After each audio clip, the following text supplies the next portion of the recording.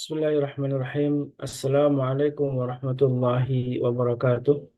Waalaikumsalam warahmatullahi wabarakatuh. Alhamdulillahilladzi anzala ala abdihi kitaba wa lam yaj'al lahu 'iwaja.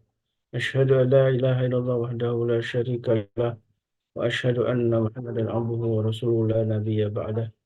Allahumma salli wa sallim wa karim wa barik ala nabiyyina wa syafi'ina wa maulana Muhammad wa ala alihi wa sahbihi wa man ittaba'ahum bi ihsanin ila yaumiddin amma ba'du. Sahabatku Majelis Keluarga Indonesia yang dirahmati Allah, jamaah as-shaimin wa shaimat yang alhamdulillah di pagi ini kita kembali berjumpa dalam suasana Ramadan, suasana bulan Syahrul Mubarak yang disebutkan bulan oleh para ulama dengan bulannya Al-Quran, dan juga para ulama menyebutkan tentang Syahrul Mubarak ini menjadi Syahrul Ziyadatul Khair, bulan bertambahnya kebaikan, karena Allah Subhanahu wa taala membukakan pintu kebaikan di berbagai macam sisi, dan disebutkan dalam sabda Nabi yang mulia bahwa di bulan Ramadan lah pintu-pintu surga dibuka dan pintu-pintu neraka ditutup dan para syaitan dibelenggu. Dan mudah-mudahan kita semua jamaah yang dimuliakan Allah bisa memanfaatkan Ramadan ini dengan sebaik mungkin, dan mudah-mudahan di akhir Ramadan kita mendapatkan ampunan dari Allah Subhanahu wa taala. Amin Allahumma amin. Sahabatku yang dimuliakan Allah, tentu tidak lupa di hari Jumat ini saya sebagai pribadi mewasiatkan diri saya juga tentu jamaah semuanya untuk memperbanyak amal soleh, amal kebaikan. Dan ada satu tema penting yang di hari ini menjadi satu kepedulian kita, yaitu bagaimana dan ketika kita menikmati Ramadan dengan baik-baik saja, dengan penuh keamanan, dengan penuh kenikmatan, tapi saudara-saudara kita di Palestina yang kita tahu saat ini hingga saat ini masih dalam agresi militer dari Zionis Israel, laknatullah alaihim. Dan mari kita doakan mudah-mudahan saudara-saudara kita kaum muslimin di Palestina, Allah curahkan kesabaran, ketabahan, keteguhan, dan tentu eh, keimanan yang kokoh inilah yang menghantarkan mereka dalam surganya Allah Subhanahu wa taala.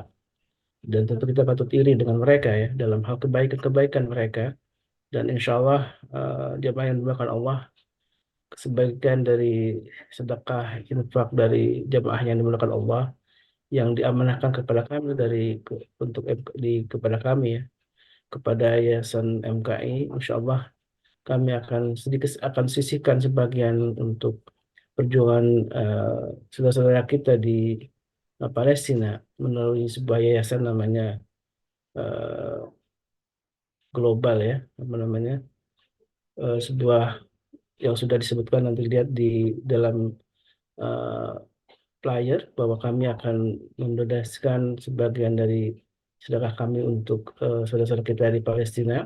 Dan kita sudah ada sebuah yayasan yang memang bergerak eh, secara khusus, secara langsung bergerak di Palestina, dan yayasan ini memang sudah lama bergerak di sana, namanya Global Golden Butcher ya, Golden Butcher yang salah satu tokohnya juga pernah menjadi tamu di dalam kajian kita ya di Beberapa Hati Malam bersama Ustaz Dodi Al-Jambari. Dan alhamdulillah, mudah-mudahan ini sebuah bentuk kepedulian kita walaupun sedikit ya terhadap saudara-saudara kita di Palestina.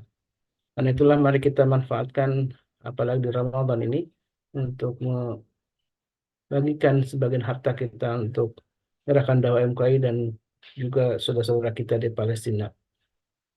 Sahabatku yang dimuliakan Allah, di pagi ini juga yang paling penting juga yang kita harus ingatkan tentang bagaimana perjuangan kaum muslimin dunia alhamdulillah sudah eh, juga membangun suatu kampanye besar ya. Salah satunya misalkan yang sudah dibentuk dalam bentuk resolusi PBB di tanggal 15 Maret ini, gerakan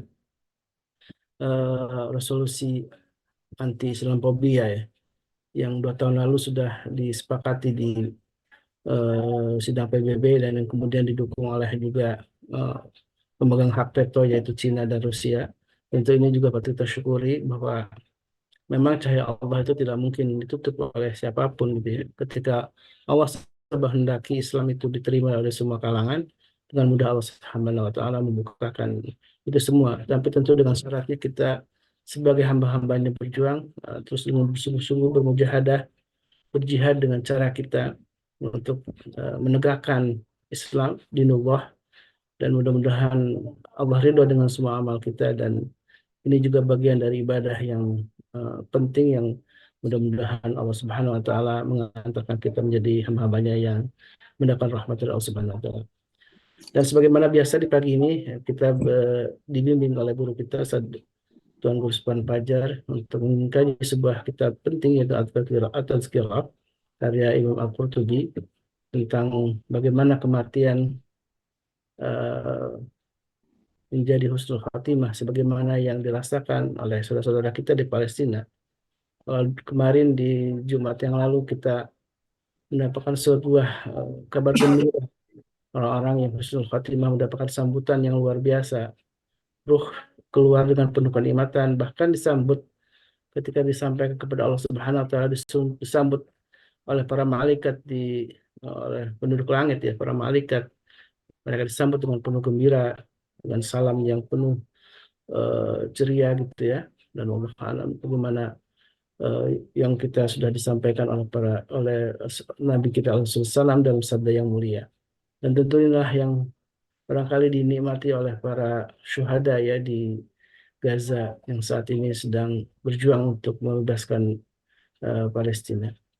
Baik, Alhamdulillah Tuan Guru sudah hadir, dan kita akan melanjutkan sebuah tema penting, bagaimana kita bisa memahami kitab ini, atau sekirah yang insya Allah akan eh, masuk ke bab penting tentang bagaimana kita mempersiapkan kematian menjadi kematian yang indah, yang itu ya husnul khatimah. Fayadhol mashkura, Tuan Guru. Assalamualaikum warahmatullahi wabarakatuh. Waalaikumsalam warahmatullahi Waalaikumsalam wabarakatuh. warahmatullahi wabarakatuh.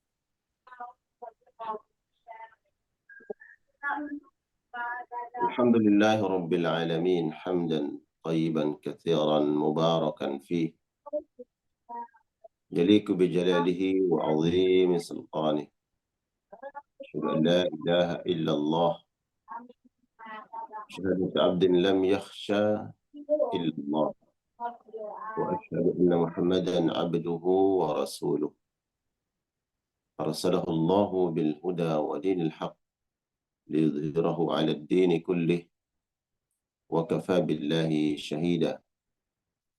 Allahumma fasalli wa sallim وكرم وأنعم على هذا النبي الكريم نبينا ورسولنا محمد وعلى آله صحابته من سار على نهجه واستنى بسنته إلى يوم الدين وبعد.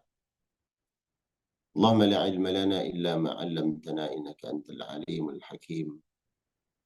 اللهم علمنا ما ينفعنا وانفعنا بما علمتنا وزدنا علما وأصلح لنا شؤوننا كلها ولا تكلنا إلى أنفسنا طرفة عين.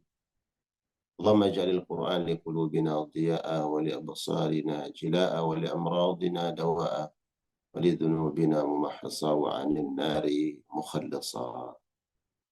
آمين يا الله يا رب العالمين. Alhamdulillah wa syukurillah.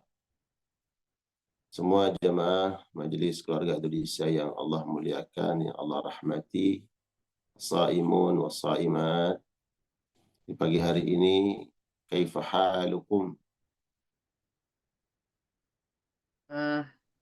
Alhamdulillah, khairin. Sehat, Dan Pak. walafiat, Tuan Guru. Alhamdulillah sehat walafiat. Jumat Alhamdulillah, sehat, barokah. Ustaz. Masya Allah, tabarakallah. Ternyata sudah paham bahasa Arab semua. Katanya pakai bahasa Arab, jawabnya pakai bahasa Indonesia. Masya Allah. Bersyukur kepada Allah Subhanahu wa Ta'ala. Dia Allah yang merahmati kita semua. Dia Allah yang mencukupkan nikmat karunia untuk hamba-hambanya. Amin. Alhamdulillah. Menganugerahkan nikmat yang kita minta dalam setiap doa-doa kita.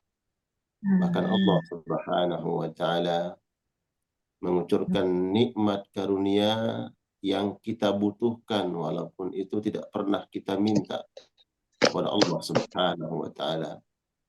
Karena sesungguhnya Allah Maha mengetahui hajat-hajat, kebutuhan-kebutuhan dan yang terbaik dalam hidup hamba-hambanya. Alhamdulillah di pagi hari ini kita masih diberikan karunia nikmat yang agung.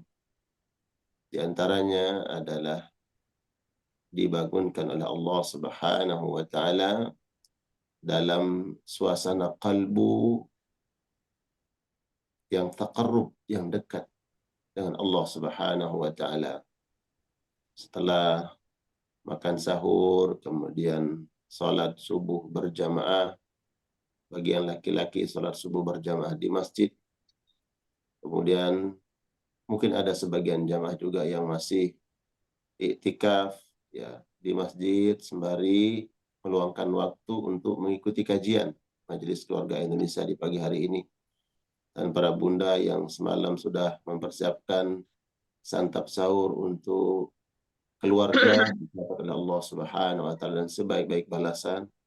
Kemudian setelah salat subuh tetap istiqamah mengikuti setiap rangkaian kegiatan Majelis Keluarga Indonesia dalam rangka tawasau bil haqqi wa tawasau bis sabri.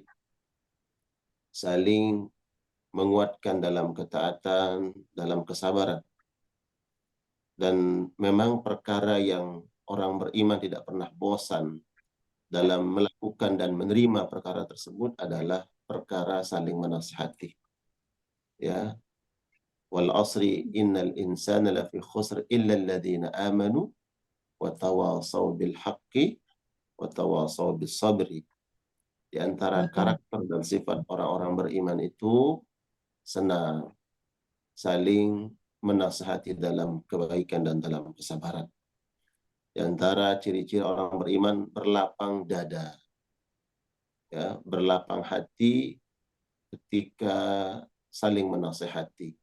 Yang menasihati lillahi ta'ala semata-mata karena mengharapkan wajah Allah, yang dinasihati pun kemudian berlapang jiwa, berlapang hati karena melihat nasihat merupakan pemberian yang istimewa dari Allah Subhanahu wa taala dari lisan-lisan hamba-hamba Allah yang Allah pilih.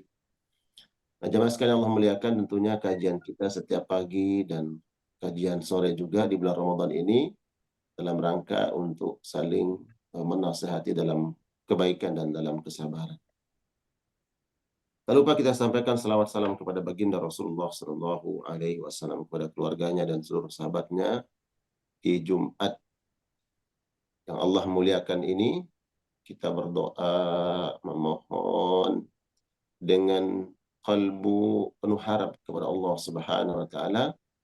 Semoga insyaallah taala kita semua dan seluruh keluarga kita telah mendapatkan minum dari haudnya Rasul sallallahu alaihi wasallam, dari telaganya Nabi sallallahu alaihi wasallam. Bahkan kita meminta yang terbaik. Ada sebagian hamba-hamba yang meminum dari haud tersebut dengan gelas-gelas yang sudah disiapkan oleh Nabi Sallallahu Alaihi Wasallam. Di antara mereka ada yang tidak minum tadi dengan menggunakan gelas, tapi langsung dicidupkan oleh Nabi Sallallahu Alaihi Wasallam oleh tangan beliau, meminum air telaganya Nabi Sallallahu Alaihi Wasallam dari telapak tangannya Rasul Sallallahu Alaihi Wasallam. Insyaallah semoga seluruh jamaah Majelis Keluarga Indonesia dan keluarga kita semua kelak mendapatkan syafaat Rasulullah Sallallahu Alaihi Wasallam. Amin. Jangan pernah bosan dan berdoa dan berharap kepada Allah Subhanahu wa taala. Para jamaah sekalian, rahimani wa rahimakumullahu jami'an. Kita akan lanjutkan mengkaji sebuah kitab yang sangat fenomenal, ya, populer di kalangan para penuntut ilmu. Karena kitab ini sebagaimana yang sudah kita sampaikan sebelumnya karangan seorang Imam As-Salaf, yaitu Imam Al-Qurtubi rahmatullah alaih, kitab At-Tadhkirah, yang mana kitab ini penuh dengan untayan-untayan tadhkirah, yaitu nasihat sebagai bekal kita hamba-hamba Allah yang menginginkan keselamatan, selamat di dunia dan selamat di akhirat. Insya Allah di pagi hari ini saya akan menjelaskan, kita akan membahas bab tentang keutamaan dan perintah Rasulullah SAW agar menyegerakan pemakaman. Ya. Nanti ada hadis-hadis yang dicantumkan oleh Imam Al-Qurtubi dalam bab ini, bahwa Nabi Shallallahu Alaihi Wasallam menganjurkan apabila seseorang meninggal dunia, maka kaum muslimin, wabil khusus adalah ahli warisnya, keluarganya, yang menjadi pemilik hak utama, ya, dan kewajiban bagi kaum muslimin untuk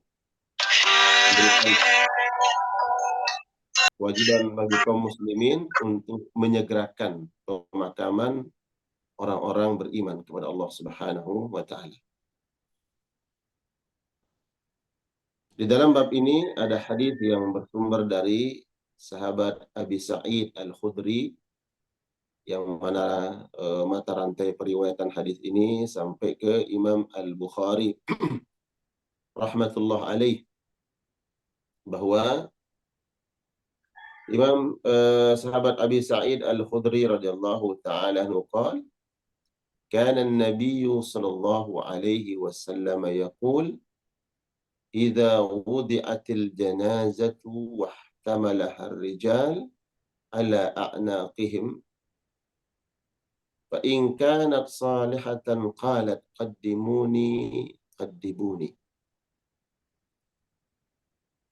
Apabila jenazah telah diusung oleh laki-laki, ar-rijal maksudnya di sini adalah kaum muslimin laki-laki yang membawa jenazah ke pemakaman.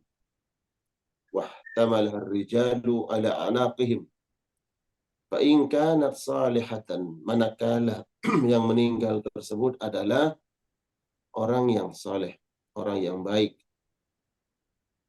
Jenazah ini adalah jenazah orang beriman yang taat kepada Allah semasa hidup, selalu menjaga hablum minallah wa hablum minan nas. Inilah karakter orang-orang saleh yang selalu menjaga hubungan kewajibannya dengan Allah Subhanahu wa taala dan memelihara, menjaga hubungan baik sesama hamba-hamba Allah semasa hidup di dunia. Inilah orang-orang yang saleh. Maka jenazah itu berseru, hanya saja kita tidak mendengar. Para pengantar jenazah satu pun tidak ada yang mendengar ucapan dan seruan si mayit. Tapi ini tentunya adalah perkara gaib yang Nabi Shallallahu Alaihi Wasallam sampaikan, dan bagi orang-orang beriman wajib mengimaninya. Si mayit berkata, qaddimuni, segera. Percepat langkah kalian. Masya Allah, tabarakallah.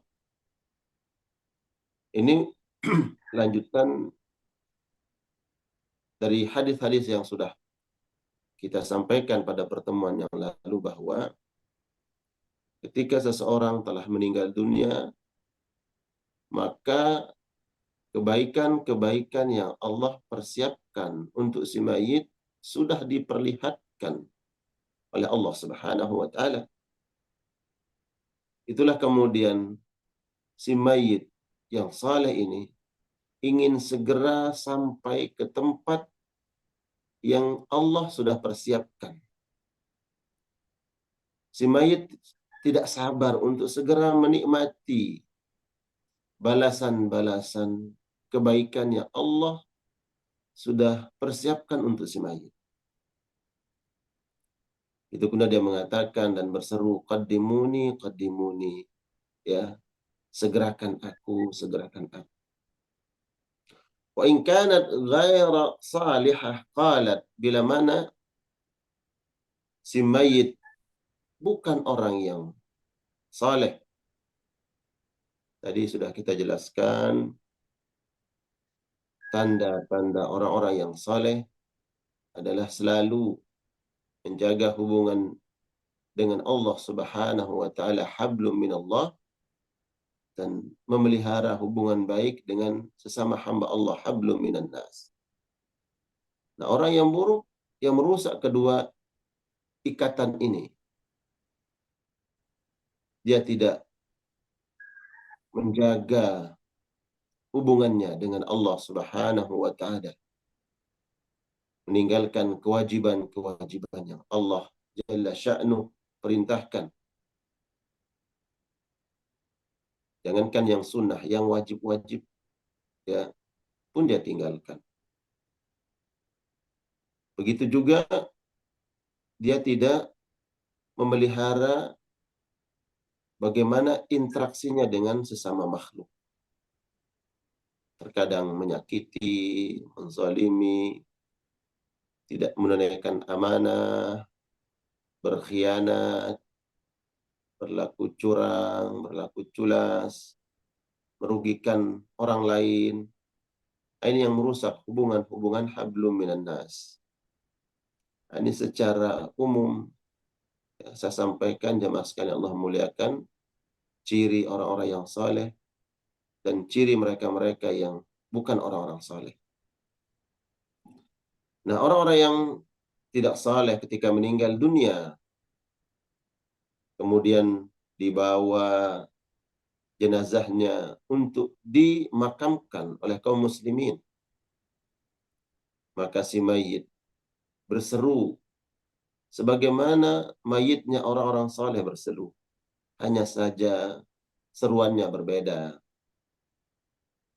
Yang saleh bergembira dan senang ingin segera mendapatkan nikmat Allah Subhanahu wa taala.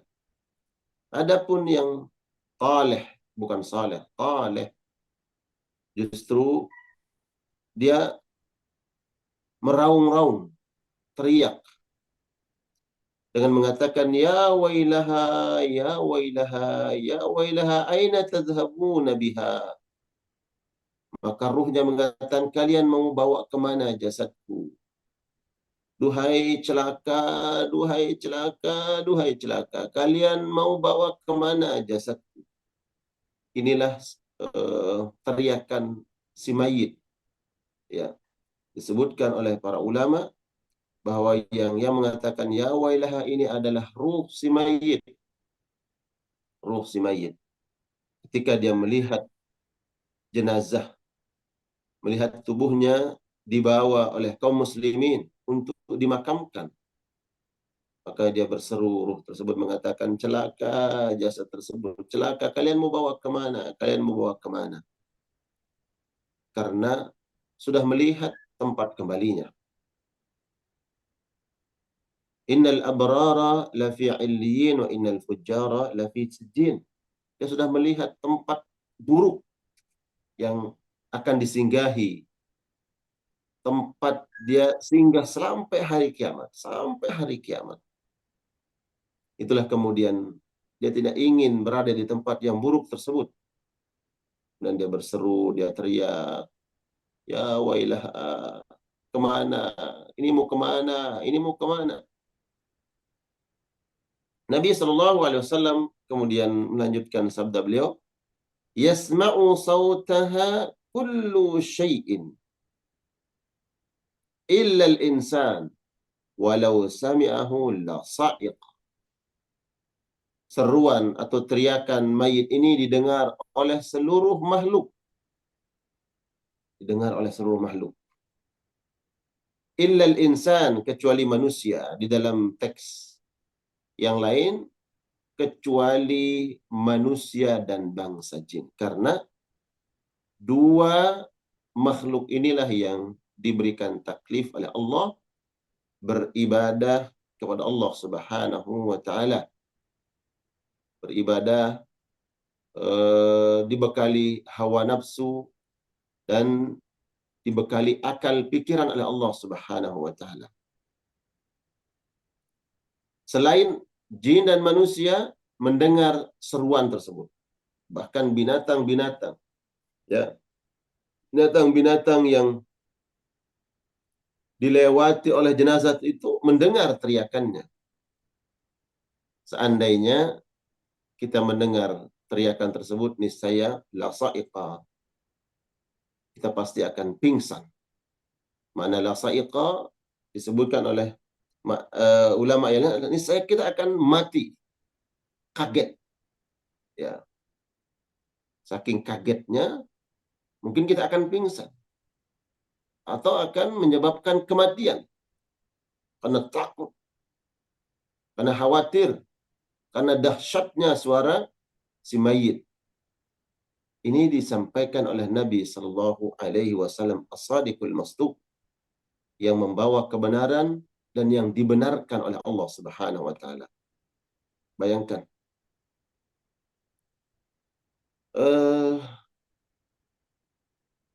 jemaah sekalian Allah muliakan, kita mendengar suara yang sangat mengerikan, ya.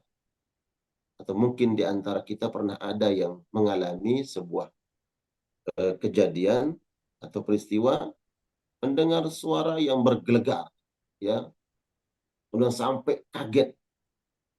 Ya, orang kalau kaget itu mengelus dada atau mengelus kepala, Ustaz Khalis. Ya Allah kaget. Ini enggak, atau ya Allah sampai mengelus dada saking kagetnya. Tapi enggak sampai meninggal.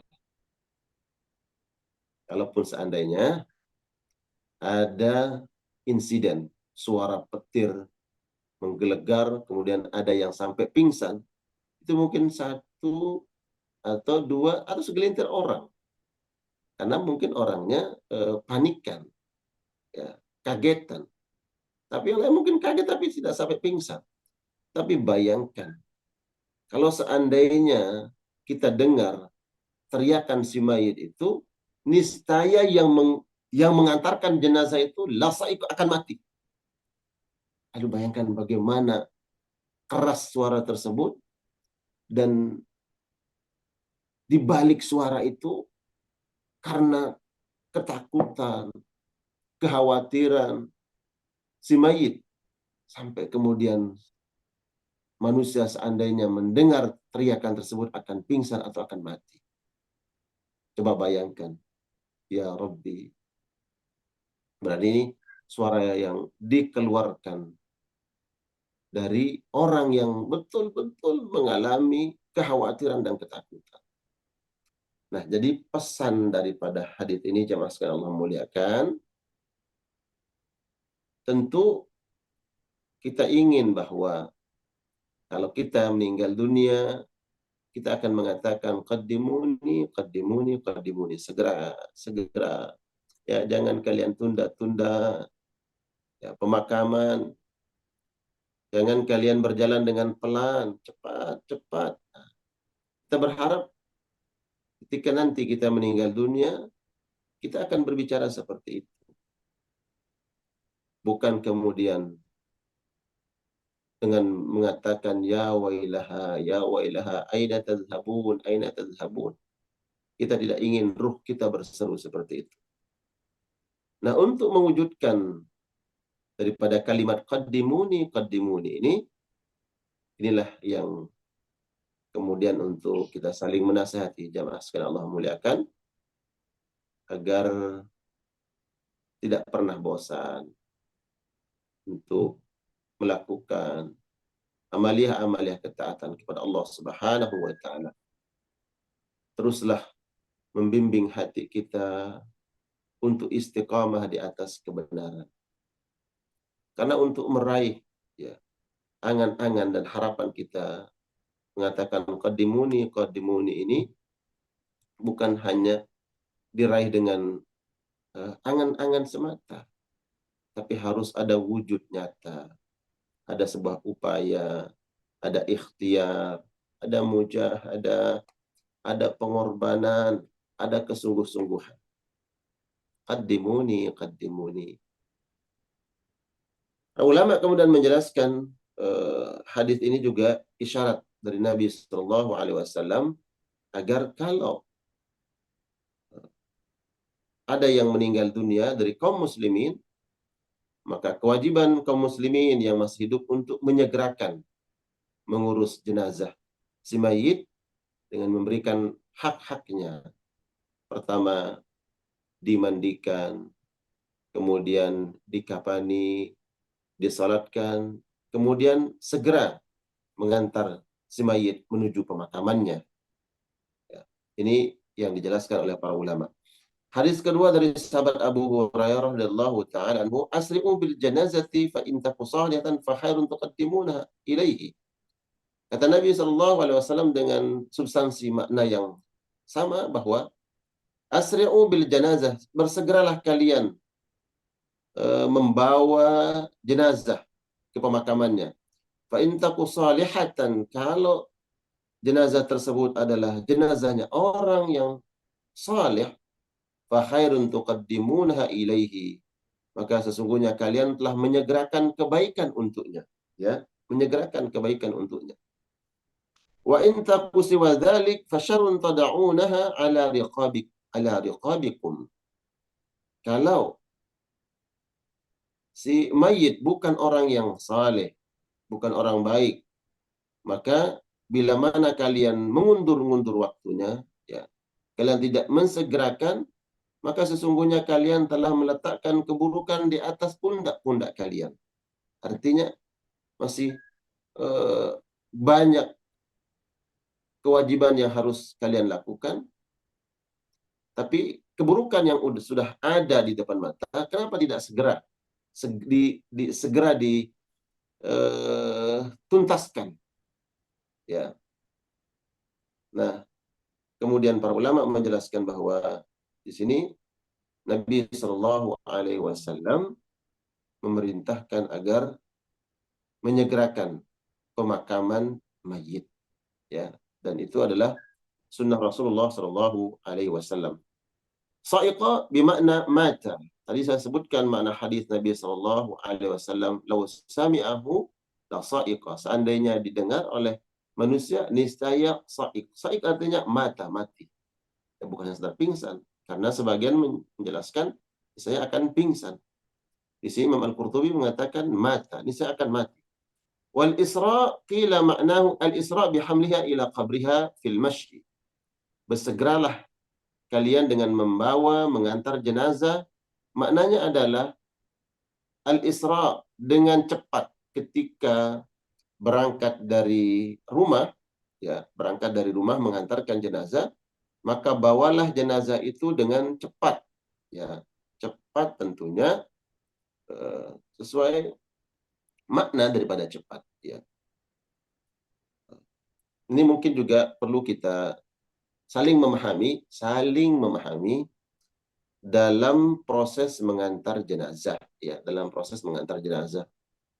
Kita nih di kota-kota besar itu kita melihat bahwa ketika ada jenazah yang dihantarkan menuju pemakamannya, ya, proses pengantaran tersebut ya memang dilaksanakan dengan cepat, sehingga di perjalanan pun berusaha para pembawa pengantar jenazah berusaha dengan cepat. Nah, namun makna cepat ini juga perlu kita menjaga, ya, adab-adabnya, ya, adab-adab, jangan sampai dengan makna cepat tadi kemudian menimbulkan mudarat, ya, menimbulkan mudarat, baik mudarat bagi yang membawanya ataupun menyebabkan mudarat bagi orang lain. Karena sebagian yang tentunya mungkin kita pernah lihat, ya, di jalan ketika ada iring-iringan mengantar jenazah, tentunya memang perintah Nabi agar bersegera, berjalan dengan cepat, namun jangan sampai menimbulkan mudarat, ya, menimbulkan mudarat. Bagi yang mengantar berusaha untuk mengantar dengan cepat, tapi berupaya semaksimal mungkin untuk meminimalisir perkara-perkara yang menimbulkan mudarat. Begitu juga kaum muslimin atau masyarakat umum yang melihat ya iring-iringan pengantar jenazah kemudian berusaha untuk memaklumi, ya, memaklumi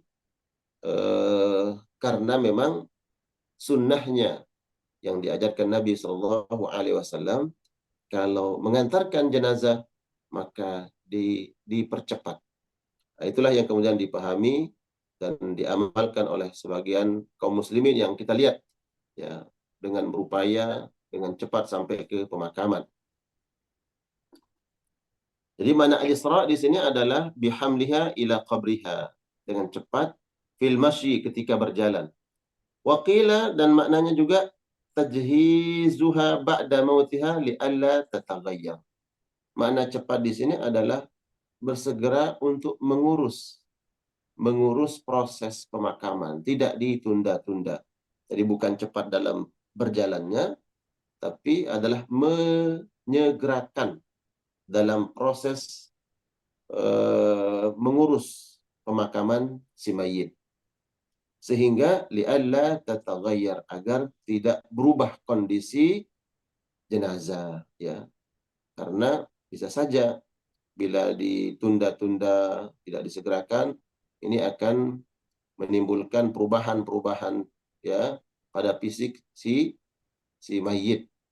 Nah, perubahan-perubahan itu bisa saja menimbulkan fitnah, ya, sekali lagi menimbulkan fitnah yang menjadi penyebab dosa bagi orang yang masih hidup dan meninggalkan beban bagi keluarga. Kan tidak sedikit, ya, terjadi fitnah terhadap keluarga, fitnah terhadap kaum muslimin, yang mana terjadi hal-hal yang tidak diinginkan bagi jasad si mayit, ya. Dan ada adab juga yang kemudian perlu kita pahami. Kalau seandainya di antara kita mungkin pernah memandikan jenazah, baik laki-laki, ya, jamaah kaum muslimin laki-laki, dan jenazah perempuan, bagi kaum muslimah perempuan, ketika kita membandingkan jenazah, maka apa yang didengar, apa yang dilihat, dan apa yang tercium itu tidak boleh keluar dari, ya, bilik tempat memandikan jenazah. Nggak boleh apa yang kita lihat kita bicarakan setelahnya, kecuali kebaikan-kebaikan. Tidak boleh apa yang kita dengar dan kita bicarakan di luar bilik tempat pemandian jenazah. Begitu juga apa yang tercium, kecuali al-khair, kecuali kebaikan-kebaikan. Bila nampak kebaikan-kebaikan secara fisik dari si mayit, boleh kita bicarakan. Seperti tiba-tiba kita mencium harum wangi, atau keadaan jasad si mayit itu keadaan jasadnya bersih, ya, baik, maka boleh kita bicarakan. Di luar itu, di balik semua itu, ya, yang tidak baik, maka tidak boleh keluar dari ruang pemakaman. Nah, kemudian begitu juga kalau seandainya ada orang yang tidak memahami perkara tersebut, kemudian sampai kepada kita, maka cukuplah, ya, mata rantai berita, apa yang kita dengar, apa yang kita lihat, ya, cukup sampai di kita. Nggak boleh kemudian kita sampaikan kepada orang lain. Apa sebab itu menjadi fitnah bagi si mayit dan menjadi fitnah bagi keluarganya, ya.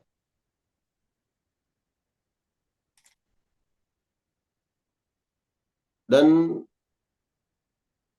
disebutkan dari sahabat Uyainah bin Abdurrahman, qala haddatsani abi qala syahidtu janazata Abdurrahman bin Samrah Wa kharaja Ziyad yamshi baina yadi sarir faja'ala rijalu min ahli Abdurrahman wa mawalihim yastaqbiluna as-sarir wa yamshuna ala aqabihim wa yaqulun ruwaida ruwaida.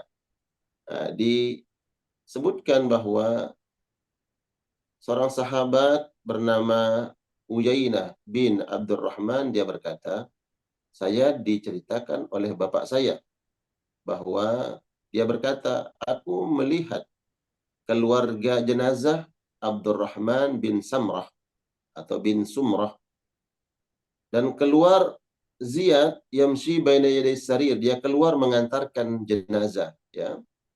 Kemudian kaum muslimin dari keluarga Abdurrahman yastaqbiluna sarir wa yamshuna ala aqabihim wa yaqulun, mereka sambil mengiringi jenazah ini seraya mengatakan ruwaidan ruwaida, berjalanlah dengan pelan, berjalanlah dengan pelan, barakallahu fikum.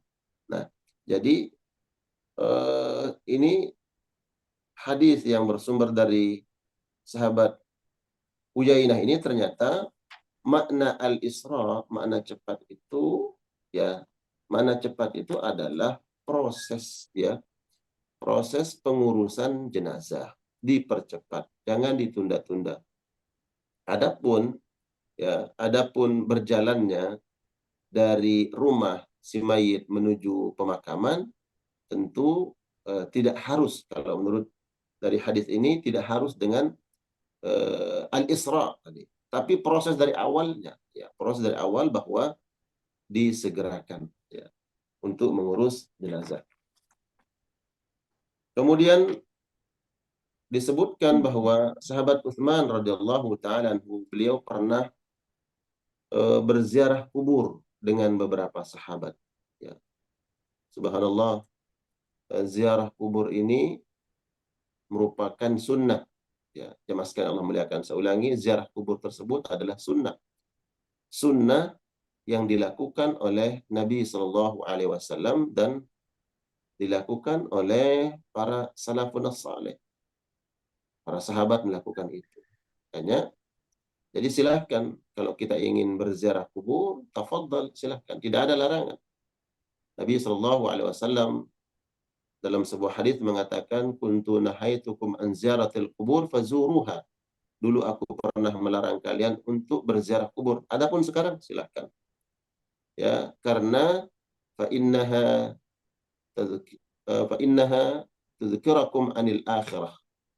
Sungguhnya berziarah kubur itu mengingatkan kalian akan negeri akhir, atau kama qala Rasul sallallahu alaihi wasallam. Nah, suatu hari sahabat Utsman radhiyallahu taala anhu bersama sahabat Hani, ya, Hani ini adalah putra beliau, ya, ini sahabat, ya, yang berjumpa dengan Rasul sallallahu alaihi wasallam, putranya Utsman.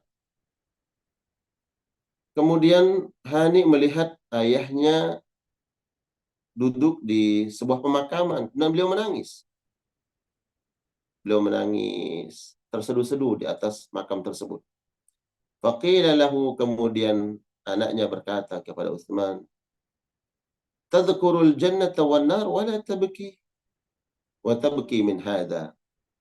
Wahai ayahku, engkau sering menyebut tentang surga dan neraka, tapi engkau tidak nangis seperti ini, terseduh-seduh, ya, terisak-isak.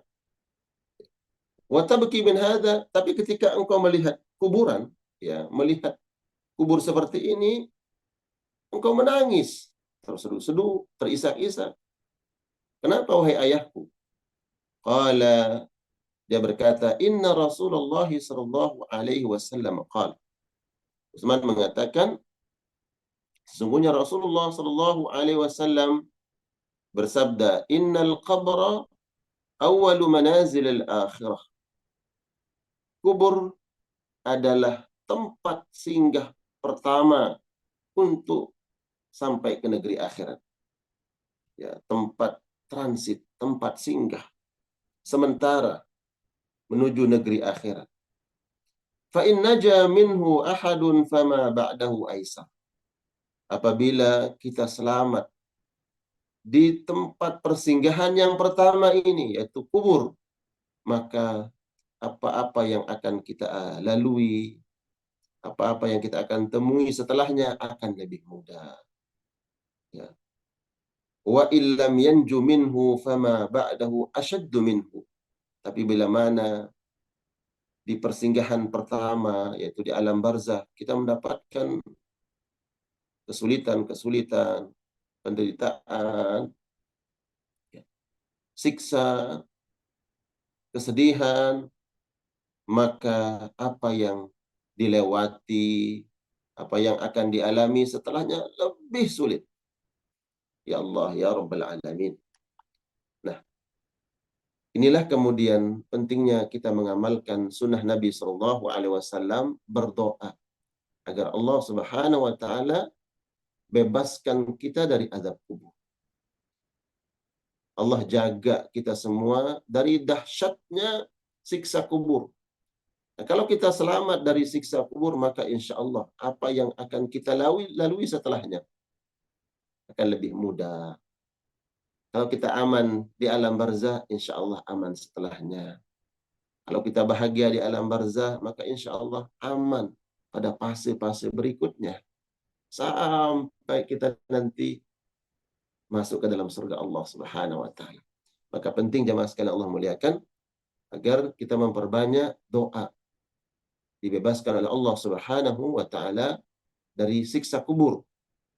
Begitu juga jangan lupa mendoakan saudara-saudara kita, keluarga kita, wabil khusus kedua orang tua kita. Mungkin di antara kedua orang tua kita, para jamaah sekalian Allah muliakan, sudah meninggal dunia.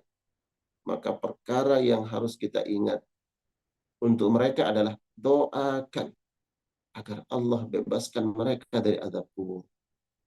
Allahumma a'idhu min azabil qabri. Kalau ayah kita doakan, Allah ma'idhu. Kalau ibu kita, Allah ma'idha min azabil qabri. Ya Allah, bebaskan ayahku. Ya Allah, bebaskan ibuku. Min azabil qabri, daripada siksa azab kubur. Baru kemudian min azabin nar. Minta agar Allah jauhkan, Allah bebaskan dari azab neraka. Kata azab neraka di belakang dalam doa tersebut yang dibaca oleh Nabi SAW. Karena ini penentu. Ya, jemaah sekalian Allah muliakan, ini penentu. Di alam barzah ini adalah gambaran bagaimana keadaan dan kondisi kita nanti di akhirat. Kalau kita selamat di alam barzah, maka insya Allah itu merupakan tanda Allah akan berikan keselamatan nanti di akhirat. Namun di alam barzah ini bila terseok-seok, kesulitan, kekurangan bekal, tidak cukup persiapan untuk masa singgah kita ini, maka na'udzubillah, fama ba'dahu ya asyaddu minhu, apa yang akan dilalui, yang akan dialami, ya, yang akan dipertanggungjawabkan setelahnya itu sangat sulit. Ya, dibangkitkan nanti di akhirat, dikumpulkan di padang mahsyar, kemudian dipanggil satu persatu oleh Allah Subhanahu wa Ta'ala, dan kita akan dihisab, ya, diberikan catatan amal, kemudian apakah kita mendapatkan syafaat atau tidak, kemudian nanti melewati sirat.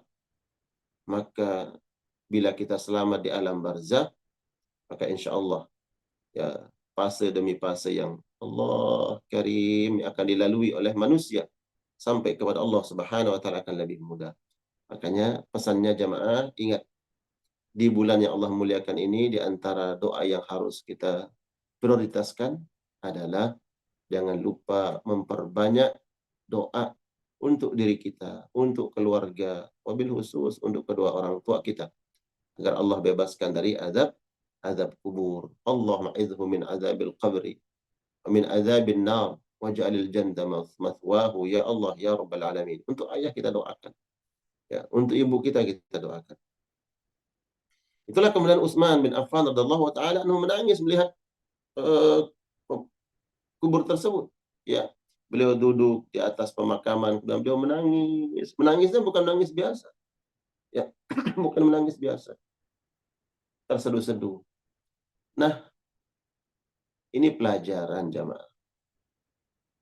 Lakukanlah sebagaimana yang dilakukan oleh para salaf.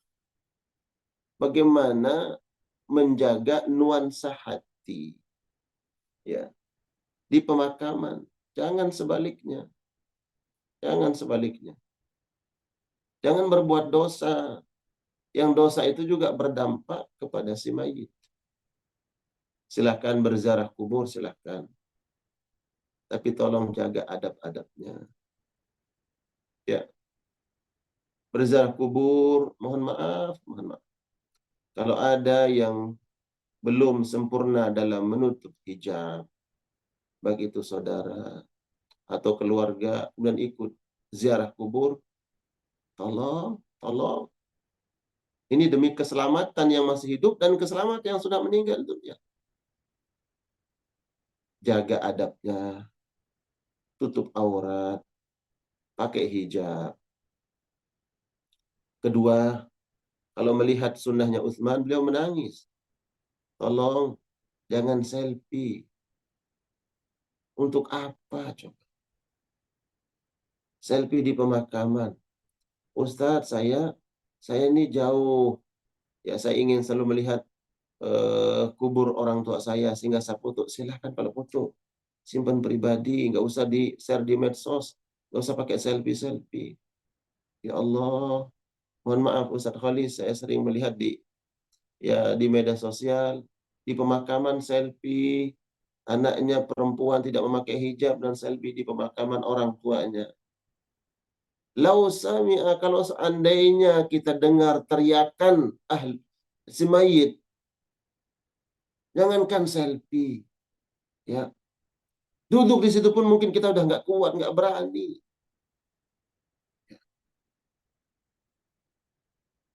Ini adab jamaah sekalian Allah muliakan.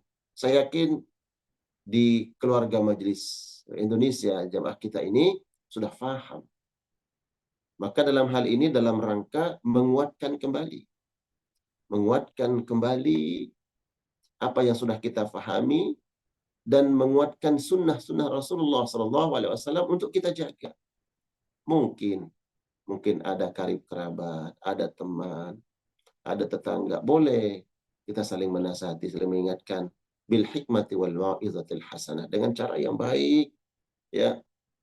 Atau mungkin ada yang masih lupa, ada yang belum tahu perkara ini, diingatkan. Silakan ziarah kubur tapi jaga adab-adabnya. Utsman bin Affan, beliau menangis, bukan nangis biasa. Ya Allah, justru kalau kita datang berziarah kubur, doakan si mayit. Ya Allahumma inni as'aluka al-afiyah wassalamah. Masuk ke pemakaman, ke kuburan. Assalamualaikum ya ahlad diyar minal mu'minin wal muslimat. Wa nas'alullahu lana wa lakumul afiyah. Wa inna insyaallah bikum lahikun. Doakan diri kita. Assalamualaikum, keselamatan untuk kalian wahai ahlul kubur. Kami mohon untuk kami, bayangkan. Nas'allahu lana wa lakumul afiyah. Kami mohon kepada Allah untuk diri kami dan untuk kalian, wahai kaum muslimin yang ada di pemakaman ini, agar diberikan keselamatan oleh Allah. Wa inna insyaallah bikum lahikun, dan kami pasti akan menyusul kalian.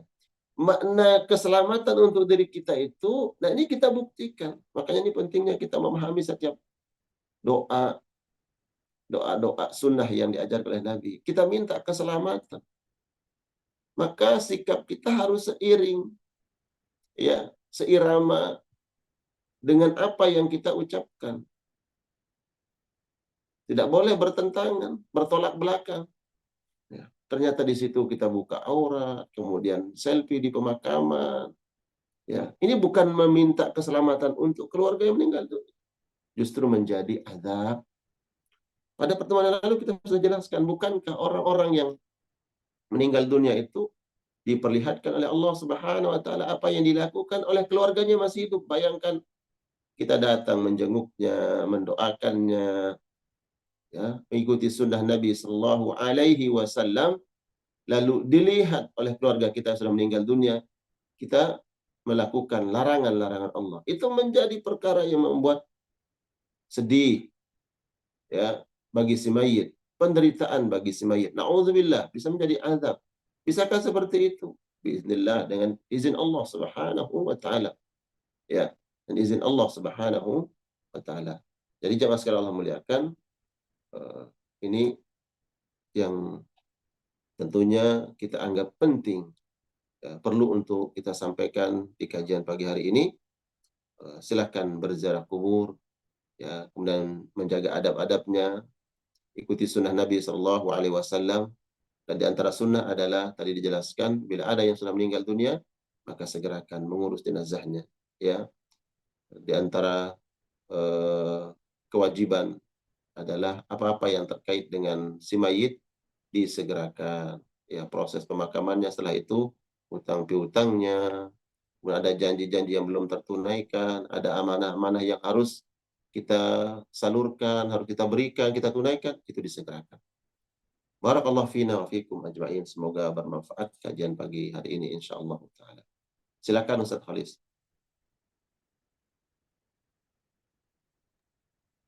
Alhamdulillah, masyaAllah, jazakallah khairan, Tuan Guru. Sahabatku yang dimuliakan Allah, eh, betapa kita makin sadar ya, mudah-mudahan kita semua diselamatkan dari azab kubur, karena ini menjadi sebuah pintu yang membuka bagaimana nasib selanjutnya ya.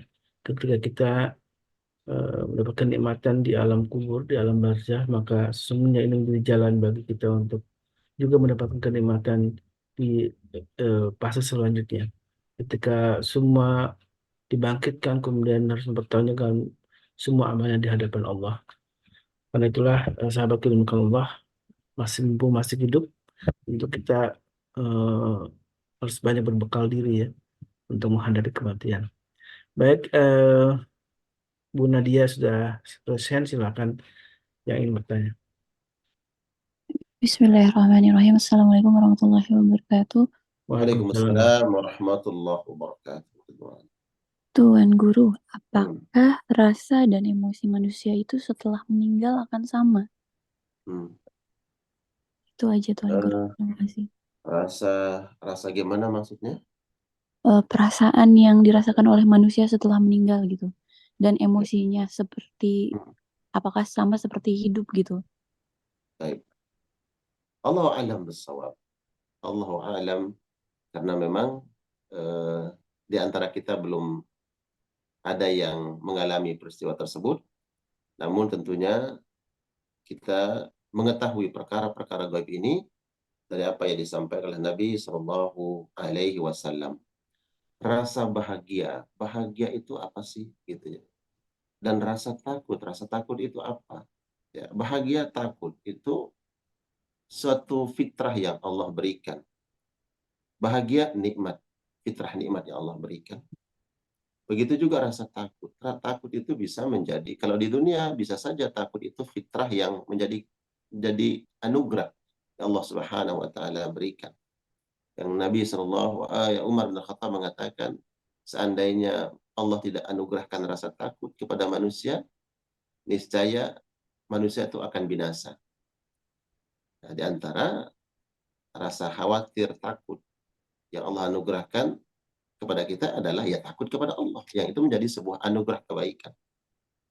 Kalau seandainya manusia tidak dibekali oleh rasa takut oleh Allah, niscaya mereka satu sama lain akan saling membunuh, kata Umar bin Khattab. Jadi rasa bahagia, rasa takut ini anugerah Allah Subhanahu wa taala.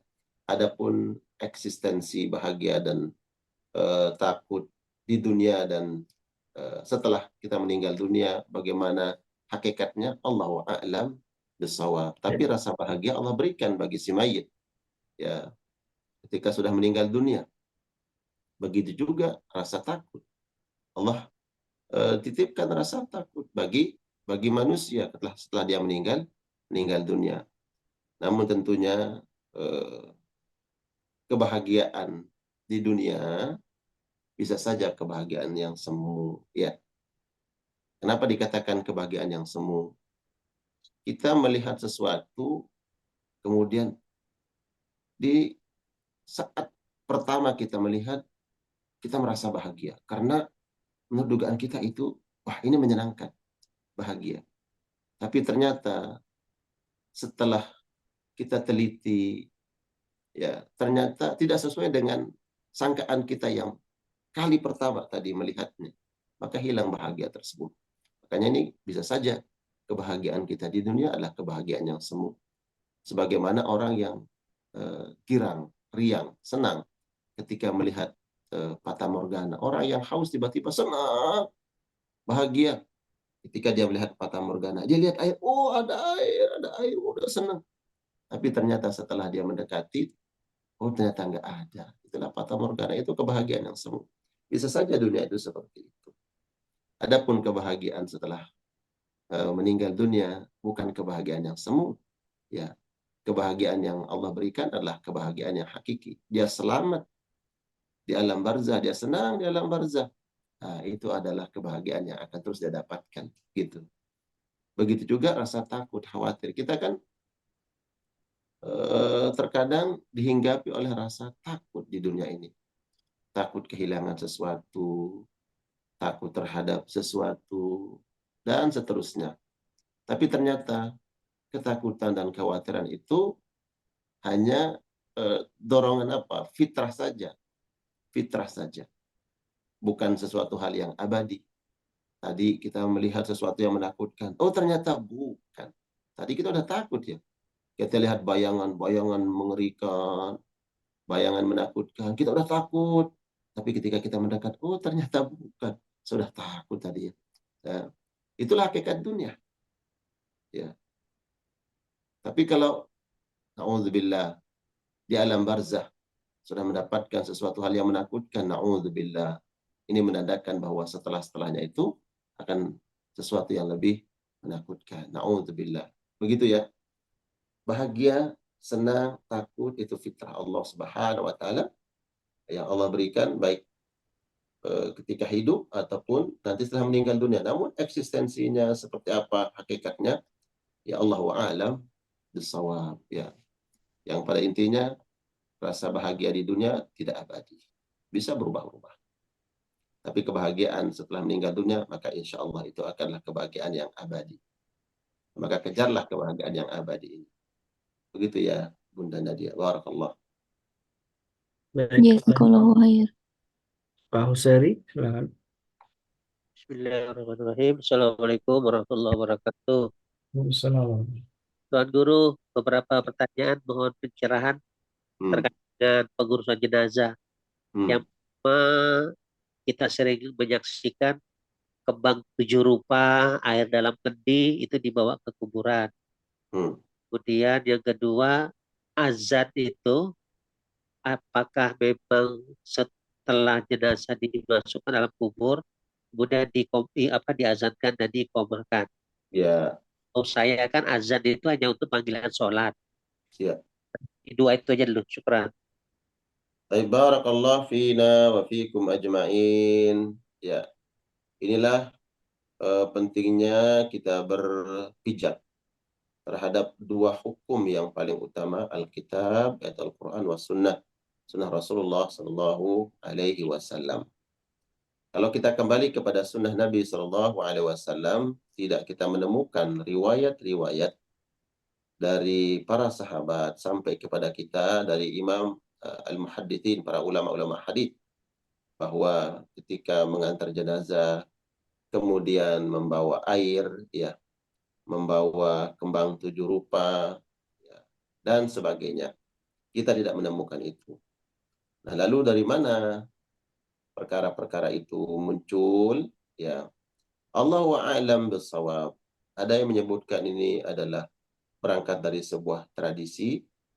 Kemudian yang kedua, ada yang kemudian berhujjah, ya, berhujjah dengan bahwa Nabi Shallallahu Alaihi Wasallam pernah lewat di suatu tempat dan di tempat itu ternyata ada kuburan, 2 kuburan, yang mana kedua ahli mayit yang ada dalam kubur tersebut diazab oleh Allah Subhanahu Wa Taala dan merasakan azab kubur. Kemudian Nabi dengar, Nabi Shallallahu Alaihi Wasallam diperdengarkan oleh Allah Subhanahu wa Ta'ala.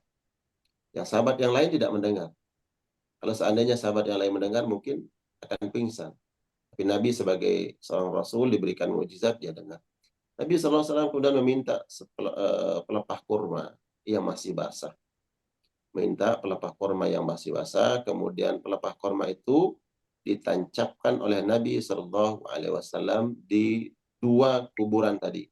Ya, kubur tua, ini udah lama gitu ya.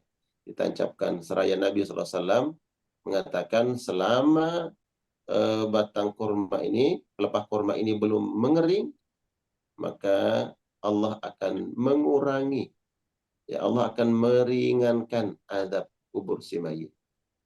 Nah, ada yang berhujjah bahwa dengan membawa kembang tadi, karena kembangnya belum mengering gitu ya.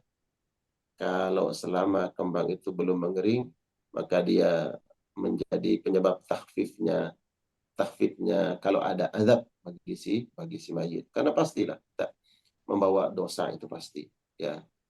Ada yang kemudian dibebaskan dari azab kubur, ada yang diringankan oleh Allah Subhanahu wa Ta'ala. Jadi dalilnya seperti itu, yang menggunakan atau yang membawa kembang tadi. Kemudian dalil ini ada yang membantahnya, ya. Ada yang membantahnya. Kalau itu dijadikan sebagai dalil, maka para ulama sebagian membantah dengan mengatakan apa yang dilakukan oleh Nabi SAW merupakan kekhususan atau khususiyah di Nabi, khususan bagi Nabi SAW, tidak bagi orang lain, gitu ya. Nah, lalu bagaimana posisi kita jemaah Allah muliakan? Maka saya selalu mengajak dalam perkara ini, pertama, kita lebih mengambil jalan sunnah yang lebih selamat. Tidak usah bawa kembang, tidak usah bawa air. Kalau seandainya masih ada di antara saudara kita seperti itu, atau mungkin kita juga masih memiliki pemahaman seperti itu, di sinilah kemudian keluasan hati, ya, keluasan ilmu, keluasan pikiran, bahwa natasamah fima ikhtalafna. Kita saling bertoleransi dalam perkara-perkara yang memang ulama juga sudah ikhtilaf di situ. Namun saya sekali lagi menekankan, untuk lebih selamatnya adalah kita kembali kepada pemahaman yang lebih selamat. Menurut saya pemahaman yang selamat bahwa kita tidak usah membawa itu, ya. Tapi masih yang membawa silakan, karena masih memegang mungkin hujah tadi. Nah, jawaban ini juga berlaku kepada azan tersebut ya Pak Haji Busairi. Ya, azan di situ bahwa sebelum ketika dibaringkan jenazah hadap kiblat, sebelum diuruk, kemudian diazankan, Allahu a'lam bissawab. Di sini juga ada ikhtilaf di kalangan para ulama. Ya, kembali ini ikhtilaf ya. Saya jelaskan ikhtilaf karena memang ikhtilaf, maka saya akan jelaskan ikhtilaf. Bukan menjadi sebuah pelarian kata ikhtilaf, tidak. Memang di sini juga para ulama ikhtilaf bahwa ketika seseorang baru lahir kemudian diazankan, dia hadir di dunia kemudian diazankan. Begitu juga ketika dia meninggalkan dunia diazankan, karena ada asar yang mengazankan ketika sebelum diuruk ya, si mayit diazankan. Ada asar yang, mohon maaf saya lupa asar itu adalah dari ucapan sahabat siapa, Allahu a'lam bissawab. Tapi dalam perkara ini adalah memang para ulama ikhtilaf ya dalam masalah azan, apakah memang disunahkan azan atau tidak ya. Begitu ya Pak Haji Usairi, barakallahu fina wa fikum. Baik, syukran, barakallah. Ya. Baik, jemaah yang dimuliakan Allah, Bu Elvi ya masih. Ya, silakan Bu Elvi nih, sudah present juga. Assalamualaikum Pak Ustadz. Shalom. Ini Pak Ustadz soal kuburan. Apa boleh kuburan itu disemen dengan bagus-bagus gitu Pak Ustadz? Ya. Bagaimana? Ya, Nabi SAW di semen kalau ditutup semuanya, sepakat nih ya, ulama nggak boleh kuburan itu ditutup rata. Ya, ditutup rata seperti kita mengecor sesuatu. Cor sesuatu, ini lubang, udah dicor, ditutup rata, itu nggak boleh. Ya, tidak boleh. Adapun ya menjaga agar kuburan tersebut tidak tidak rusak, tidak ambruk, ya, tidak longsor, kemudian di pinggirnya dikasih batasan-batasan, dibangunkan sesuatu yang agar tidak rusak, maka di sini diperbolehkan. Ya, diperbolehkan. Hanya saja menurut para ulama dimakruhkan apabila bangunan ini terlalu tinggi. Ya. Adapun ditutup secara penuh itu memang tidak boleh. Makanya sebagian kita menemukan ya pemakaman yang di di tembok di samping-sampingnya, ya di atasnya kita lihat terbuka, ya masih ada ruangan space yang tidak tertutup secara penuh. Karena memang kalau ditutup secara penuh itu tidak boleh. Ini yang dilakukan oleh umat yang lain. Ya, kuburannya itu ditutup penuh. Ya. Adapun kaum muslimin tidak. Maka yang lebih aula adalah tidak menembok kuburan itu terlalu tinggi. Kalau niatnya adalah agar terjaga, tidak longsor, tidak rusak, ya, tidak ambles, maka boleh, ya, diperbolehkan. Kalau kita melihat itu, kita lihat pemakaman di Baki, ya, pemakaman di Baki tidak ada yang ditembok. Nah, ini kembali kepada memang pemahaman dasar bahwa memang kuburan itu tidak ditembok, ya, cukup dikasih tanda saja. Nabi pernah mewasiatkan kepada sahabat Ali bin Abi Thalib radhiyallahu taala untuk berdakwah, dan di antara pesan Nabi SAW adalah apabila engkau melihat kuburan yang ditembok maka hancurkan. Nah, kata hancurkan itu makanya kemudian nggak boleh itu ditutup, ya, tidak boleh ditutup rata, dan jangan tinggi, nggak boleh tinggi.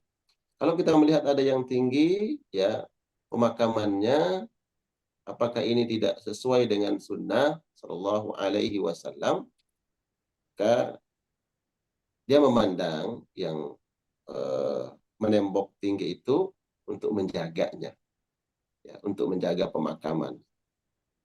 Maka jamaah sekalian Allah muliakan, kalau kita kembali kepada sunnah Rasulullah Sallallahu Alaihi Wasallam, maka pemakaman kita itu biasa aja, ya, pemakaman biasa aja, yang penting terjaga, tidak rusak, kemudian tidak ambles, ya, tidak terkena nanti khawatir karena longsor, maka boleh kita tembok tapi dengan menjaga batasan-batasannya, tidak terlalu tinggi. Begitu ya, Bunda. Jazakallah khairan, Ustaz. Barakallah. Bu Zulfa, silakan. Bu Zulfia. Ya, Assalamualaikum. Waalaikumsalam. Iya, Tuan Guru, ini saya mau nanya. Tapi tadi itu saya mau nanya yang tentang, saya pernah baca di sosmed itu untuk menanam tumbuhan di atas makam untuk mengurangi siksa kubur, itu berarti benar ya Ustadz ya? Ya, dalil yang tadi ya, dalil Nabi Shallallahu Alaihi Wasallam menancapkan pelepah kurma. Itulah kemudian ada yang menanam pohon, ya bukan pohon yang besar ya, seperti pohon-pohon yang kecil, yang tidak merusak gitu. Jangan menanam yang besar nanti merusak pemakaman gitu ya. Nah, selama ya gimana? Satu lagi. Ya, Ya, mohon maaf. saya jelaskan dulu ya. Itu tadi Ya. yang menarik itu mengambil dalil bahwa Nabi Shallallahu Alaihi Wasallam menancapkan pelepah kurma ke pemakaman tadi. Selama pelepah kurma ini belum kering, maka dia akan menjadi sebab diringankan azab ahli kubur yang meninggal tersebut. Ya, karena semua makhluk Allah Subhanahu wa taala bertasbih memuji Allah Subhanahu wa taala. Ya, semua makhluk memuji Allah. Karena tasbih itulah, karena tasbih makhluk-makhluk Allah. Pelepah kurma itu adalah makhluk Allah yang bertasbih. Nah, selama dia belum kering dan dia bertasbih akan menjadi sebab diringankannya adab kubur. Nah, tadi saya jelaskan hadis ini ada yang memandang bersifat umum bahwa Nabi SAW seolah-olah memberikan isyarat ya bahwa ada perkara-perkara yang menyebabkan diringankannya adab kubur. Kemudian ada yang memandang hadis ini hadis fi'liyah perbuatan Nabi SAW dan hadis qauliyah dan ucapan Nabi adalah kekhususan bagi Nabi SAW. Jadi ini perbedaan dalam menginterpretasi sikap dan ucapan Nabi SAW. Begitu ya. Baik, baik Ustadz. Baik. Satu Baik, lagi silakan. Ustadz. Nanti Satu lagi. lanjut Bu Deva ya. Nanti Satu waktu lagi. Bu Masih Deva dulu ya, maaf Bu Zulfa ya. Oh Bu iya. Deva dulu, nanti kalau ada waktu boleh nanti nanya lagi ya. Oh Bu iya. Deva silahkan. Assalamualaikum warahmatullahi wabarakatuh. Waalaikumsalam warahmatullahi wabarakatuh. Ya Ustadz, terkait ziarah kubur Ustadz. Ada yang bilang katanya kan kalau di bulan Ramadan itu sebagian arwah-arwah itu kembali ke rumahnya atas rahmat Allah. Nah, kemudian kebiasaan kita yang ziarah kubur itu misalnya ada yang melakukannya setiap Jumat atau kapan gitu, katanya kalau di bulan Ramadan itu percuma gitu istilahnya, katanya kalau kita ke makam itu percuma, mereka kan nggak ada di situ gitu. Itu gimana ya Ustaz? Syukran. Baik, kembali kepada syariat ziarah kubur. Tadi saya buka kajiannya juga dengan menyinggung itu. Ziarah kubur itu mau ketemu ruh atau mau doa. Nah itu kan. Ya. Ziarah kubur itu sesuai apa yang disampaikan Nabi, mengingatkan kita akan kematian. Itu satu. Kedua, mendoakan. Makanya Nabi SAW beliau sering ke Baqi. Beliau ke Baqi kemudian mendoakan ahlu Baqi. Bahkan beliau juga ketika menziarahi ahlu Badr yang dimakamkan di perang Badar, kemudian juga menziarahi ahlu Uhud yang dimakamkan di padang Uhud ya, dekat dari gunung Uhud. Nabi SAW mendoakan. Jadi semua ucapan dan sikap Nabi ketika ziarah kubur itu tidak lepas dari dua hal ini. Pertama, mengingatkan akan negeri akhirat. Nabi ingat bahwa suatu saat akan kembali kepada Allah, dan itu adalah untuk mengingatkan umatnya. Kedua adalah mendoakan. Tidak lepas dari dua hal itu. Tidak bicara ketemu ruh, jadi datang itu untuk mengajak ngobrol atau ingin ketemu. Enggak. Ya, Allah sudah simpan ruh orang-orang beriman di Aliyin, di alam barzah, tempat yang mulia, dan ruh-ruh yang buruk di Sijjin, di tempat yang sangat buruk. Nah, lalu kalau datang ke pemakaman di bulan Ramadan, karena di bulan Ramadan ruh itu balik ke rumah, dia nggak ketemu dong. Nah, ini banyak perkara-perkara yang harus kita luruskan. Ya, ruhnya nggak balik. Ruh itu setelah Ramadan balik ke rumah, itu tidak ada asarnya, tidak ada dalilnya. Ruh itu sudah disimpan oleh Allah Subhanahu wa Ta'ala. Yang ada asarnya atau berita baik dari ucapan Nabi SAW atau dari ucapan para sahabat adalah bahwa yang meninggal dunia itu melihat apa yang dilakukan oleh yang masih hidup dan atas izin Allah Subhanahu wa Ta'ala, dan bagi siapa yang diizinkan oleh Allah Subhanahu wa Ta'ala. Jadi ada orang yang sudah meninggal dunia kemudian dibukakan hijab oleh Allah melihat keluarganya yang masih hidup. Tapi itu yang diizinkan, ya. Sama seperti kita semua orang punya keinginan minta ke yang berwenang dan yang satunya diizinkan, yang satu enggak. Oh, kamu enggak usah. Nah, ini diizinkan. Gitu ya. Tidak semuanya. Bagi yang diizinkan oleh Allah Subhanahu wa Ta'ala. Gitu. Baik, jazakallah khair Ustaz. Baik, Bu Rima ya. Setelah itu nanti saya coba yang di chat ya. Sudah ada bertanya juga. Bu Rima silahkan. Assalamualaikum Pak Ustadz, saya sudah punya Bu Rima. Iya. Minta pertanyaan sedikit dok. Sekarang itu banyak yang orang meninggal itu dengan cara yang macam-macam. sekarang itu diantaranya adalah yang lagi banyak kejadian di lingkungan kita, itu meninggal itu dengan cara bunuh diri. Nah, kalau dengan meninggal dengan bunuh diri ini bagaimana ya Pak Ustadz ya? Kaitannya dengan arwahnya, memang itu adalah takdir ya, tapi istilahnya di balik takdir itu ada unsur kesengajaan. Nah, oleh karena itu saya mohon penjelasan mengenai ya, orang yang meninggal ini apakah matinya sebutannya sempurna atau tidak sempurna. Karena itu saya kira begitu Pak Ustadz. Mangga Pak Ustadz. Terima kasih. Assalamualaikum. Barakallah fina wa fikum. Masya Allah. Pertanyaannya terkait qatlun nafs, bunuh diri, ya. Semua tidak lepas dari takdir Allah Subhanahu wa taala, tapi di situ ada takdir ikhtiari, ada yang dipilih oleh manusia. Allah berikan jalan kebaikan, Allah berikan jalan keburukan. Ini yang baik, ini yang buruk. Terkadang manusia bukan mengambil yang baik, tapi mengambil yang buruk. Na'udzubillah min dzalik. Adapun si mayit ketika meninggal dunia dalam keadaan bunuh diri, maka tetap kewajiban kaum muslimin adalah melaksanakan kewajiban yang merupakan hak bagi si mayit. Pertama, dia dimandikan, kemudian disolatkan, dihantarkan jenazahnya, ya dikafani, disolatkan, dihantarkan jenazahnya untuk dimakamkan. Ya, ini kewajiban kaum muslimin yang masih hidup dan hak yang meninggal dunia. Adapun ruhnya, ya ruhnya pada penyampaian yang lalu kita sudah sebutkan ada ruh-ruh yang dihantarkan oleh malaikat di hadapan Allah Subhanahu wa taala, kemudian ditutup pintu langit. Allah tidak ingin bertemu dengan ruh tersebut. Ya, dibawa ruh tersebut oleh malaikat, tapi ditutup pintu langit, Allah tidak ingin berjumpa. Sehingga kemudian dikembalikan ruh tersebut ke jasadnya dan mendapatkan azab kubur, jasadnya dan ruhnya, sebagaimana dijelaskan dalam kitab ini. Nah, bagaimana ruh orang yang meninggal dunia? Allahu a'lam bissawab, disebutkan bahwa ruhnya mu'allaq, dia terkatung-katung.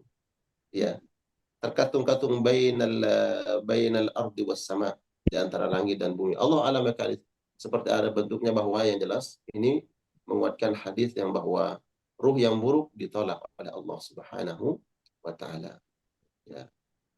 Tapi yang paling penting adalah kita memandang kewajiban kita kaum muslimin terhadap yang sudah meninggal dunia, tetap berlaku kewajiban tersebut dan menunaikan hak yang sudah meninggal dunia. Adapun ruhnya disebutkan bahwa tidak diterima oleh Allah Subhanahu wa taala. Ya, sampai nanti hari kiamat kemudian dibangkitkan oleh Allah Subhanahu wa taala dan dihisab, dipertanggungjawabkan. Bila Allah mengampuni dosa-dosanya, cukup di alam barzahnya sudah mendapatkan azab.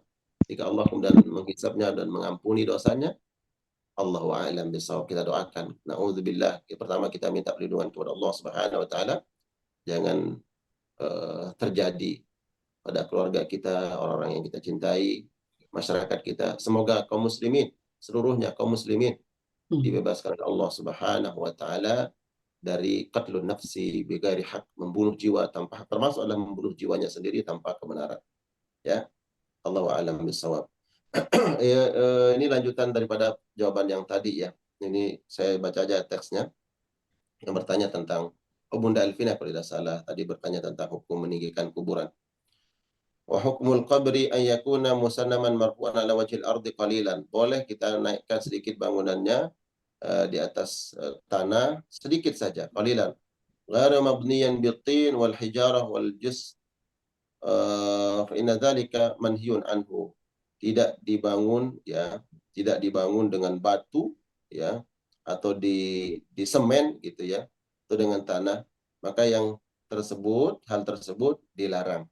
Nah, ini pendapat Imam Al-Qurtubi ya. Kemudian nah Rasulullah SAW an yujassis al-qabr wa an yaquda alaihi wa an yubna alaihi. Nabi SAW melarang untuk dibangun ya, kuburan itu dibangun ya, di semen dibangun, kemudian tidak boleh duduk di atasnya, larangan ya, kita nggak boleh duduk di atas kuburan ya, dan tidak boleh kemudian itu kuburan kemudian dibangun sekelilingnya ya. Ini larangan Nabi Shallallahu Alaihi Wasallam. Nah, larangan ini yang kemudian nanti diperdebatkan di kalangan para ulama, apakah larangan dalam ini adalah tahrim, diharamkan, atau dia yukrah, dimakruhkan sesuai dengan melewati batas-batasnya. Kalau melewati batasnya maka dimakruhkan. Larangan ini apakah makruh atau haram? Ini yang diperdebatkan di kalangan para ulama. Begitu ya. Masya Ustaz, Allah, ini sudah jam 7, apakah masih Masya Allah. ada yang bertanya? Masih 2 lagi sebenarnya, Ustaz. Masya Ustaz sama Allah. Bu Yani, apakah dibuka atau kita tutup dulu? Saya ada hajat ini Ustaz Khalis. Tapi Baik. subhanallah, antusias dan semangat para Masya Allah jamaah. ya, karena ini sangat penting tema tentang atas kira ini ya, kitab yang memang wajib kita pelajari, Ya. kita pahami ya. Karena beberapa banyak subhat tadi yang disebutkan, dari mulai misalkan membawa air kemudian bunga-bungaan gitu ya, itu kita tidak boleh terlalu frontal kemudian menyalahkan. Memang di situ jelas bahwa kita pahami tidak ada hadis satupun yang menjelaskan soal itu ya. Dan pemahaman tentang tadi hadis yang Rasulullah SAW menancapkan pelepah kurma yang bahasa itu, memang ada banyak ulama yang mengatakan ini adalah amalnya khusus ya dari Rasulullah SAW gitu ya. Kemudian juga banyak sekali Ustaz, misalkan soal pembacaan Al-Quran di kuburan gitu kan ya, ada yang membolehkan juga ada yang tidak gitu ya, dan itu menjadi banyak perdebatan di antara kita yang kadang-kadang tidak kontraproduktif Ustaz. Betul. Jadi paling penting kan membaca Al-Quran boleh dengan niatnya hanya Ya, tadi. di sini ya, di kitab ini juga Imam Al-Qurtubi menjelaskan ada kalanya memang diperbolehkan baca Quran. Ya, pokoknya kita sekarang coba di kitab ini ya, Imam Al-Qurtubi menjelaskan. Lagi-lagi ini adalah bab ikhtilaf ya, bab ikhtilaf. Sebagaimana tadi juga kuburan tadi, apakah larangan itu berbentuk larangan haram atau makruh dan batasannya seperti apa? Kata ditinggikan itu kan sebagaimana seberapa tingginya, ya kan? Seberapanya ini nanti ikhtilaf, dan meninggikannya itu dengan pakai apa? Nah, gitu. Kalau pakai semen kemudian di tembok, apakah bila tidak terlalu tinggi diperbolehkan? Kalaupun tidak boleh, apakah itu makruh atau tidak? Nah, ini yang jadi ikhtilaf ya. Kita tidak ingin ikhtilaf ini menjadi apa ya, perdebatan yang tadi antum sebutkan tidak produktif ya. Justru kalau kita ingin menambah wawasan, keilmuan, boleh. Tapi jangan sampai kita terpecah belah ya, menjadi penyebab tidak bersatunya kaum muslimin. Mungkin satu yang penting Ustaz, kalau memindahkan makam itu masih dibolehkan ya dengan alasan syar'i ya. Alasan syar'i. Boleh. Tidak boleh. Ada satu tempat yang nggak boleh dipindahkan, yaitu dari tanah haram. Tidak, tanah haram nggak boleh, bahkan ketika memindahkan tempat memakamkan pun nggak boleh. Ya, adapun di luar tanah haram, artinya di tempat-tempat yang lain, boleh dipindahkan makam tersebut dengan alasan-alasan syar'i. Ya, alasan syar'i dalam kitab ini nanti dijelaskan. Alasan syar'inya umpamanya ternyata pemakaman ini akan terjadi longsor, ya, akan jadi longsor, kemudian erupsi, ya, kemudian khawatir juga karena sebagian disebutkan ya di tempat-tempat tertentu dia makamkan, khawatir nanti kemudian digali oleh binatang buas, boleh dipindahkan dengan sebab-sebab itu ya. Adapun dengan alasan ini biar lebih dekat nanti untuk menziarahinya, nggak boleh. Nggak boleh ya. Dekat itu, dekatnya lagi bukan begitu dekatnya. Kalau untuk membuat jalan masih boleh kan Ustaz? Ya. Untuk jalan ya, umum. jalan umum itu pun lil maslahat, nanti lihat ya kemaslahatannya seperti apa. Itu atas perintah dari ulil amri, kemudian maslahat umum, maka diperbolehkan dengan tadi, dengan alasan-alasan yang syar'i, alasan-alasan yang sangat menghadirkan maslahat dan manfaat, gitu. Baik, jadi sekaligus menjawab pertanyaan Ibu Novita di chat ya, untuk yang menanyakan soal pemindahan makam. Jadi dilihat kemaslahatannya saja. Kalau pada prinsipnya dibolehkan dengan alasan syar'i tadi gitu ya.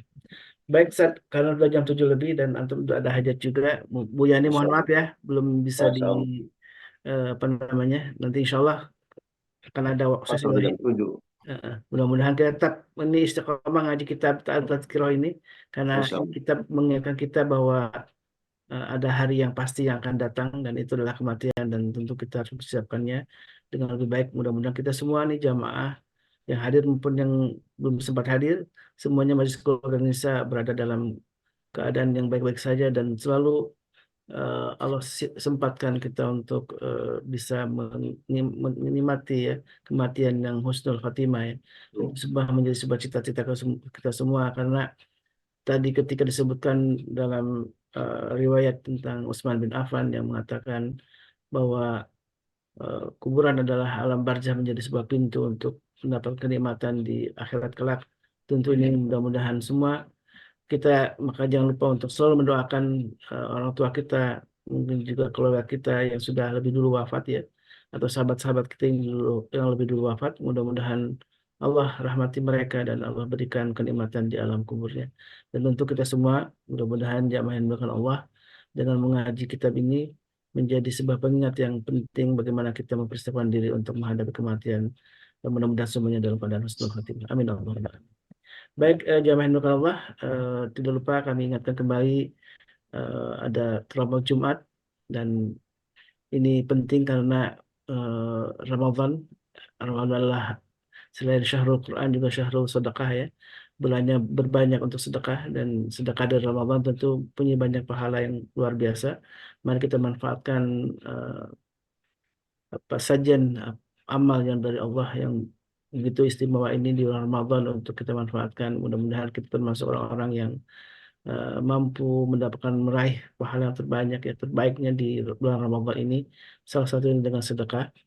Dan sebagaimana sangat disampaikan, sebagian dari sedekah yang Bapak Ibu amanahkan kepada kami, selain untuk mendukung gerakan dakwah MKI, juga akan kami donasikan juga sebagian untuk gerakan untuk warga kita, saudara-saudara kita di Gaza ya. Dan kami mempercayakan ke sebuah yayasan memang yang sudah lama bergerak, yaitu Golden Future, yang mereka memang langsung terjun ke lapangan untuk memberikan bantuan-bantuan kepada warga Palestina, wabil khusus warga Gaza yang saat ini memang sedang kelaparan di tengah Ramadan yang berbeda dengan kita yang sangat aman, nyaman gitu ya. Mereka sedang kesulitan dalam Ramadan ini. Dan kita doakan semua warga saudara kita di Gaza, Allah berikan ketabahan, kesabaran, dan bagi yang memang mendapatkan sakit atau luka-luka akibat serangan dari Israel, Allah segera sembuhkan. Dan kemudian bagi yang memang Allah wafatkan, mudah-mudahan Allah terima semua amal mereka dan jadikanlah mereka para syuhada, dan tentu kenikmatan yang luar biasa yang akan mereka dapatkan. Mari kita tutup dengan doa kafaratul majlis. Subhanakallahumma wa bihamdika asyhadu an la ilaha illa anta astaghfiruka wa atubu ilaik. Alaikum minkum wa iyyakum wa billahi taufiq wal hidayah. Wassalamualaikum warahmatullahi wabarakatuh. Waalaikumsalam warahmatullahi wabarakatuh. اللهم ارحمنا بالقرآن